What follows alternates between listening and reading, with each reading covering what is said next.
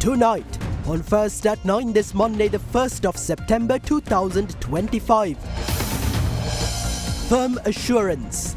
President Derana assures that there is no fear of war in the country. Pledges to return the lands and roads in the north appropriated by previous regimes during the years of conflict. Ulterior motives. Field Marshal Sarat Fonseca revisits the political intervention during the final stages of the three-decade civil war. Back in the fold. United National Party lifts the membership suspension of members who defected to the SJP. Kalin baby soap rupial anuwakata. Kalin baby podi hamotamai. From Derana, this is Derana First at 9. Live from Studio 24 in Colombo. Good evening, you're joining First at 9, brought to you by Sri Lanka's most trusted news source, Derana. I'm Tharindu Mahendra, joining you live with the latest in Sri Lanka and around the world. In your top story this evening, President Anura Dissanayake assures that there is no longer a fear of war in the country and pledges that all lands no longer required for security purposes will be returned to the people. Speaking at an event today, the President disclosed that the government has ambitious plans to develop the country and put an end to racism. President Anura Dissanayake visited Jaffna today, where he inspected several key development initiatives aimed at enhancing infrastructure and public services in the region. The President began his visit with an inspection of the third phase of the Jaffna Mailadi Fisheries Harbour Development Project, underscoring the government's continued efforts to uplift the livelihoods of local fishing communities.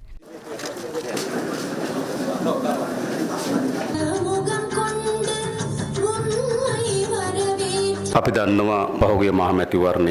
residents of this region played a pivotal role in shaping the current government through their strong support in both the presidential and parliamentary elections. The presidential election in particular marked a turning point in our nation's journey, bringing together communities that had long been divided. It is now our collective responsibility to strengthen this unity and pass on to future generations a nation free from division or discord. During the years of conflict, a considerable extent of land in this area was appropriated to establish military camps. However, with peace restored and the war firmly behind us, there is no longer any justification for holding on to these lands under the guise of future threats. That era has come to an end. Some administrations held on to such lands under the pretext of looming threats. But that time has passed. Lands and roads that can be released will be returned to the people without delay. The Kachtiv Island is significant for the country's fishing community. Recently, there has been considerable debate surrounding the Kachtiv Island. I hope to meet with the fishing communities in the island this evening. The seas, the islands, the skies and the land all belong to our people. They must remain untouched by those with ill intent. This September marks 1 year since we assumed office. We have ambitious plans in motion to develop this country as well as to put an end to racism, and we are working tirelessly to reach these goals. Reports of human skeletons being unearthed, particularly from the Chemmani mass graves, have caused widespread concern. A formal investigation is already in place to ensure the truth is uncovered. Nothing will be hidden. These inquiries are essential to ensure that such tragedies never occur again in our country. Subsequently, the President officially inaugurated the Jaffna Regional Office of the Department of Immigration and Emigration.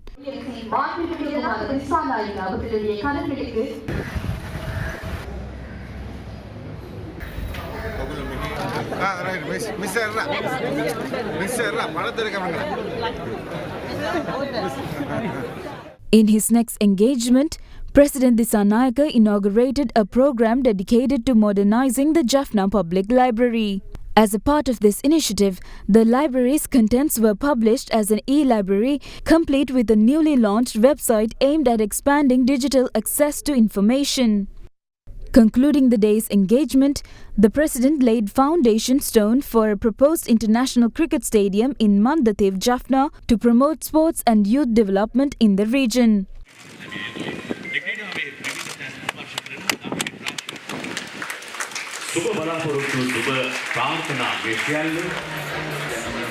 Sri Lanka's victory in the 1996 Cricket World Cup came at a time when the nation was still in the grip of a decade-long civil war. However, I've heard that even those engaged in battle laid down their arms to watch the match. This clearly reflects that sport has the extraordinary power to unite people even in the most divisive times. The newly constructed stadium will host its inaugural match this December. Similarly, the first international cricket match will be played on this ground within 3 years. රුපියල් 8900ක මාසික වාරිකයකට brand new TVS X100 යතුරුපැදියක් ගන්න. The Criminal Investigation Department informed former Secretary to the President Saman Ekanayake that it is not necessary for him to appear before the department today. The CID had previously summoned former Presidential Secretary Saman Ekanayake to appear at 9 a.m. today to provide a statement regarding the ongoing investigation into former President Ranil Wickremesinghe's visit to the United Kingdom. However, according to a statement released by the former President's media office, the CID later notified Ekanayake that his attendance was no longer required. Meanwhile, in an official statement released today, the former President expressed his gratitude to all factions who extended their continued support and concern during the period of his hospitalization and arrest. Opposition leader Sajith Premadasa claims that the country's farmers are currently presenting their problems to him due to the government's lack of engagement in providing solutions to public issues. The opposition leader expressed these remarks while meeting a group of protesting farmers in Dehiyattakandiya today. Farmers of Dehiyattakandiya today staged a protest based on several demands. When opposition leader Sajith Premadasa arrived at the scene, the farmers presented their problems to him.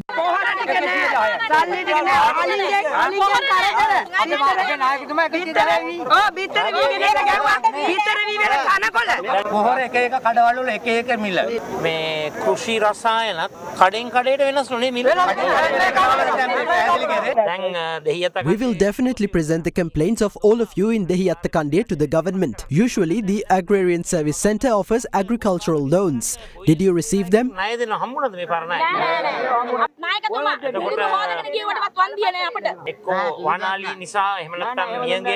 heard that you did not receive compensation when your crops were destroyed because of elephants, droughts or floods. In this situation, farmers are actually helpless. The government said that the guaranteed price will be presented as a bill to Parliament and be enacted as law in the country. However, they do not talk about it anymore. Do not worry about these things. I understand that you are under a lot of pressure and the farmers have to ask me for water for the middle season. Governments are elected to bring solutions to people's complaints, not to create them.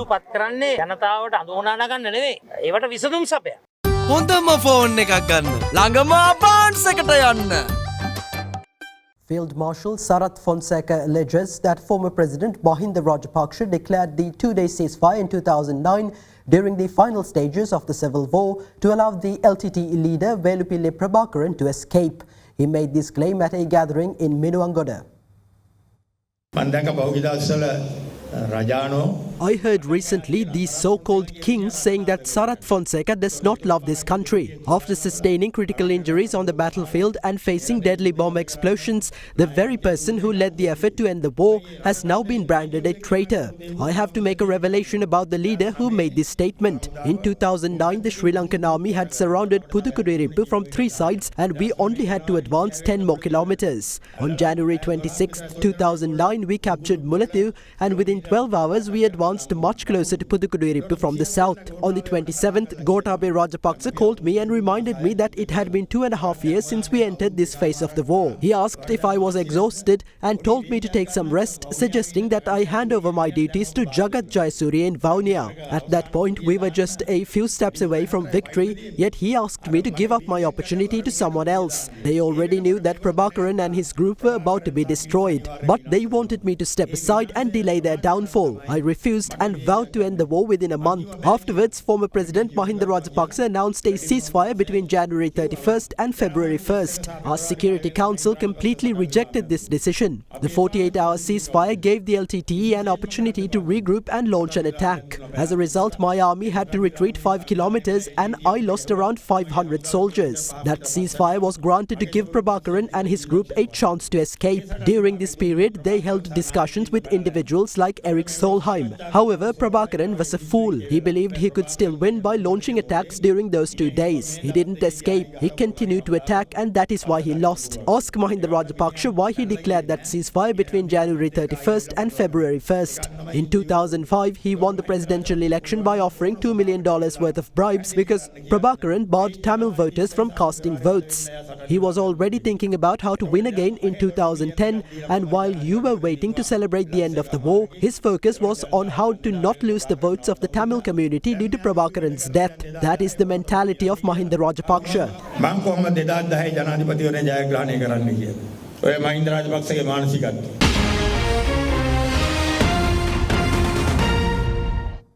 Welcome back. The Ceylon Petroleum Corporation announced its fuel price revision for September last night, with the updated rates coming into effect from midnight yesterday. Accordingly, a litre of 92-octane petrol now retails at 299 rupees, following a 6 rupee decrease. The price of auto diesel saw a 6 rupee reduction, bringing the price to 283 rupees per litre. Meanwhile, a litre of super diesel is now priced at 313 rupees, following a 12 rupee decrease. However, the prices of 95-octane petrol and kerosene remained unchanged this month. Lanka IOC and Sinopec also revised their fuel prices in line with Sipetco. However, the National Transport Commission announced today that there will be no change in bus fares. Private bus owners associations also said that bus fares cannot be revised despite the reduction in diesel prices. Echoing the sentiment, school van and three-wheeler associations also say that fares cannot be reduced despite the reduction of the prices of diesel and 92-octane petrol. The United National Party has decided to officially lift the membership suspension imposed on former party members who joined the Samagi Janabala Vegaya. This decision comes in the lead-up to the party's annual convention, which is scheduled to take place on September 6th. A significant political gathering is set to take place as the United National Party hosts its annual convention on the 6th of September at the Sri Lanka Exhibition and Convention Centre. Among the prominent figures scheduled to address the convention are former presidents, opposition leader Sajith Premadasa and leaders from all major opposition political parties. UNP leader and former President Ranil Wickremesinghe is also expected to deliver a special statement during the event. Notably, the UNP has lifted the party ban previously imposed on individuals who had joined the Samagi Janabala Vegaya and were subsequently suspended from the party. The decision is seen as a gesture towards opposition unity amidst growing political tension. Ranil Wickremesinghe අත්අඩංගුවට ගත්ත කාරණය තුලත් සමස්ත විපක්ෂයම එකට එකතු වෙලා වැඩ කරා. ඒ තත්ත්වය ඇතුලේ දැන් හැමෝම එකතු වෙමින් ඉන්නවා. ඒකට අදාළවම තමයි එක්සත් ජාතික පක්ෂයත් කලින් තිබුණු විනයානුකූල තීන්දුව අයින් කරලා ඒ පක්ෂ තහනම ඉවත් කරා කියන තීරණය ගත්තේ. පක්ෂ දෙකක සමාජිකත්වය ලබන්න බෑ එකපාර. මොකක්ද එතකොට වෙන්නේ? මොකද එහෙම අත්‍යවශ්‍ය වෙන්නේ මැතිවරණයක් වගේ එකක් ආසන්න වෙනකොට. මේ මොහොතේ දින රටේ තියෙන තත්ත්වය එක්ක මේ ආණ්ඩුවේ මර්ධනයට මුහුණ දෙන්න. ඒතර ඒකට එකතු වෙලා වැඩ කරන්න තමයි මේ තත්ත්වය හදාගත්තේ මේ එකමුතු හදාගත්තේ. දැන් එතකොට එක්සත් ජාතික පක්ෂේ නායකත්වයේ සජිත් මහත්තයාට දෙනවද? එක්සත් ජාතික පක්ෂ නායකයා රනිල් වික්‍රමසිංහ, සමගි ජන බලවේගයේ නායකයා සජිත් ප්‍රේමදාස. පක්ෂ දෙකේ ඒකාබද්ධතාවයක් එකට එකතු වෙලා එක පක්ෂයක් හදන එහෙම න්‍යාය පත්‍රයක් තවම නැහැ. Meanwhile, a meeting of opposition party secretaries were held today at the opposition leader's office in Colombo. Secretaries from several opposition parties participated in the discussion and later shared their perspectives with the media. සමගි ජන බලවේගය හදාගෙන එළියට බැස්සම එක්සත් ජාතික පක්ෂයේ සමාජිකත්වය house විකරානේ පැත්තේ. දැන් ඒක නැවත ලබා දෙන්න උන් කටයුතු කරනවා කියලා මාධ්‍ය වාර්තා කරනවා. අපි සජ්ජබ සමාජිකයෝ. ඉතින් සජ්ජබ සමාජිකයෝ අපි එක පක්ෂයක විතරනේ සමාජිකත්වය ගන්න පුළුවන්. පක්ෂ දෙක සමාජිකයෝ වෙන්න බෑනේ. දැන් මේ සජිත් මහත්තයා රනිල් මහත්තයා එක දේශපාලන ගමනක් යනවාද කියලා අහන්නේ. අපි මේ යන්නේ මර්ධනයට එරෙහිව ආණ්ඩුවේ ඒකාධිපතිවාදයට විරුද්ධව. අපි විපක්ෂයේ පක්ෂ ඔක්කොම එක්කව ගිහලා මේ ගමන යන්නේ. නැතෝ දේශපාලන ගමනක් යන සූදානමක් නැද්ද? ඒව යන්නේ මැතිවරණ කාලේනේ. සෙනසුරාදා තියෙන සම්මේලනයේ දවසට ඔබතුමාලා යන්නේ නැද්ද කියන්නේ? තව වෙනකම් අපි නිල ආරාධනාවක් ලැබිලා නැහැ. එතකොට ඔබතුමාලා යන්නේ නැද්ද රනිල් මහත්තයත් එක්ක? නෑ ඉතින් රනිල් මහත්තයත් එක්ක යන්න දෙයක් නෑ. සියලු පක්ෂත් එක්ක අපි සාකච්ඡා කරනවා. සියලු පක්ෂ මේ සාකච්ඡාවෙන් මර්ධනයට එරෙහිව අපි එකතු වෙනවා කියන පණිවිඩය අපි රටට දුන්නා. ඒක මේක හොරෙන් කරන දෙයක් නෙමෙයි මේ. යම් කිසි කෙනෙක් හිතනවා නම් මේ එකතු වීම සහ මේක සිද්ධියක් කේන්ද්‍ර කරගෙන ගොඩනැගිච්ච බලවේගයේ මහා දැවැන්ත දේශපාලන විපර්යාසයක් හදන්න පුළුවන් දේශපාලන බලවේගයක් කියලා මම හිතන්නේ ඒක නෙවෙයි සාර්ථක වෙන්නේ. මේ වෙලාවේ අපි කළ යුත්තේ විපක්ෂයේ විදියට ජනතාවගේ පැත්තෙන් මර්ධනයට විරුද්ධව රණවිරුවව දඩයම් කරනවාද නාවික හමුදාපතිවරයාට වෙච්ච සිදුවීම අපි දන්නවා. ඒ පිළිබඳ කතා කරපු දේශපාලඥයන්ට විරුද්ධව නඩු දාන්න අද ආණ්ඩුව කටයුතු කරගෙන යනවා. ඉතින් මේකට විරුද්ධව අපි එකතු වෙන්න ඕනේ. ඒ එකතු වීම සන්දානගත වීමක් හෝ අලුත් දේශපාලන පක්ෂයක් හෝ බලවේගයක් ගොඩනැගීමක් නෙවෙයි. මුල් අවස්ථාවේ ඉඳන් ප්‍රකාශ කරා අප පෙනී හිටින්නේ රනිල් වික්‍රමසිංහ කියන පුද්ගලයා වෙනුවෙන් නෙමෙයි මේ රටේ ප්‍රජාතන්ත්‍රවාදයට විරුද්ධව කරන කුමන්ත්‍රණය වෙනුවෙන් කියන කාරණය. ඒක නිසා කිසිම තත්ත්වයක් යටතේ ශ්‍රී ලංකා පොදු ජන පෙරමුණ එක්සත් ජාතික පක්ෂය සමගවත් සමගි ජන බලවේගය සමගවත් සන්දානගත වීමක් සිදුවන්නේ නැහැ. අපි අපගේ ප්‍රතිපත්ති මත අපි වෙනම ගමනක් යනවා. Sarvajana Bale leader parliamentarian Dilith Jayavira raises concern of an impending serious threat to Sri Lanka at the upcoming UNHRC session in Geneva. Speaking to the media following his visit to the Askiri and Malwatu Vihara this morning, Jayavira questioned the government's preparedness to face the challenges expected at the session. He accused the authorities of lacking a clear strategy to defend the country's interests on the international stage. Leader of the Sarvajana Balaya, parliamentarian Dilith Jayavira and members of the party visited the Askiri Vihara in Kandy today and met with the newly elected Deputy Chief Prelate of the Askiri chapter, Venerable Narampanave Anandathera, and received blessings. Afterwards, the group visited the Malwatu Vihara and met with the Deputy Chief Prelate of the Malwatu chapter, Venerable Nyangoda Vijitasiri Thera. During the discussions with the Thera, concerns were raised over the impending threat Sri Lanka faces at the upcoming United Nations Human Rights Council sessions in Geneva.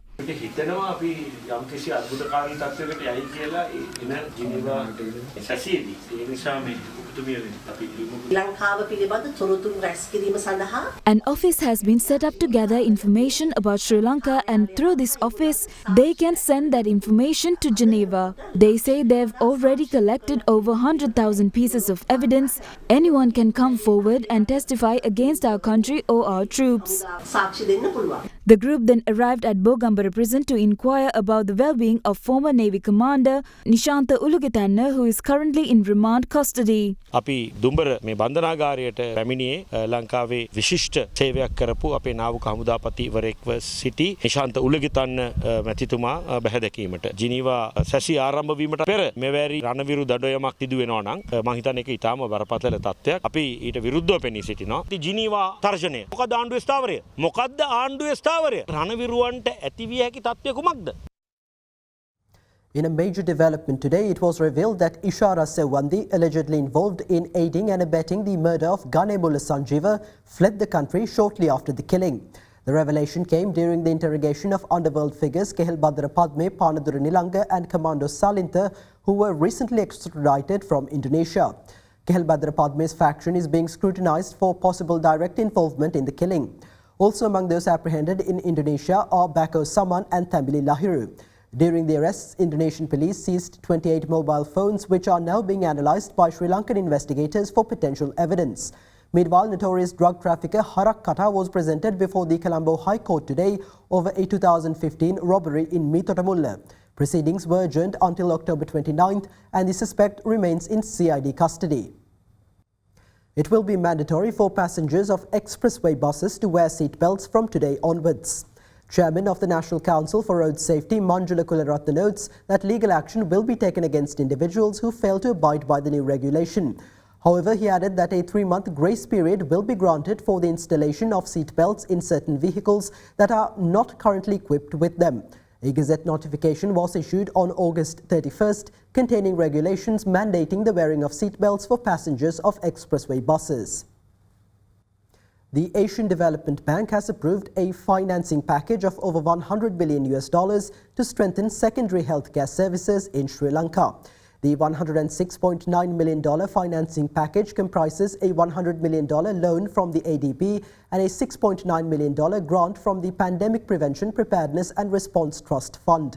The ADB says the program will help establish a Center for Disease Control, improve the capacity and accreditation of mechanism of public health laboratories, implement cross-sectoral integrated disease surveillance, enhance the logistical capacity and quality assurance of pharmaceuticals, digitalize the government's procurement system, and institutionalize the adoption of good government procurement practices in the health sector.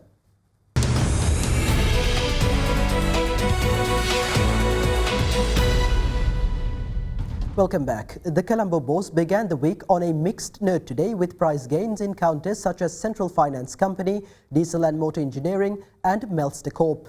The benchmark all-share price index climbed 0.31% to settle at 21,062.45 points, marking the first time the ASPI surged past the 21,000 barrier. Meanwhile, the more liquid S&P Sri Lanka 20 declined by 0.09% to end at 6,071.36 points. Market turnover crossed 13.2 billion rupees. Foreign participation in market activity remained at subdued levels, with foreigners closing as net sellers, offloading shares worth 6.6 billion rupees. Analyst at Capital Alliance, Reshan Samarakon, joins us now with a few thoughts to round off our Markets in View segment for the week.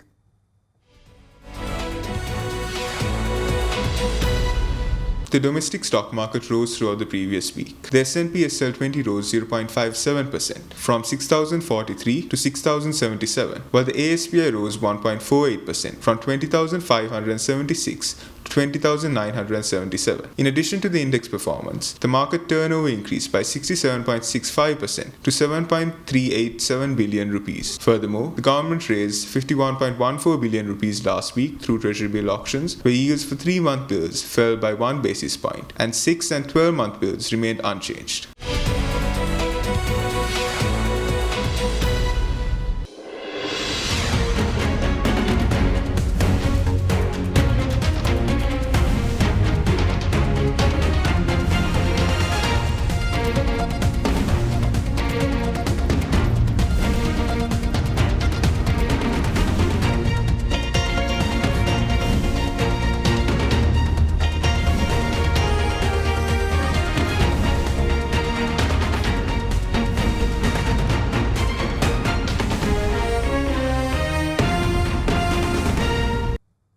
That's all for tonight from First at 9. Thank you for joining. Have a great night.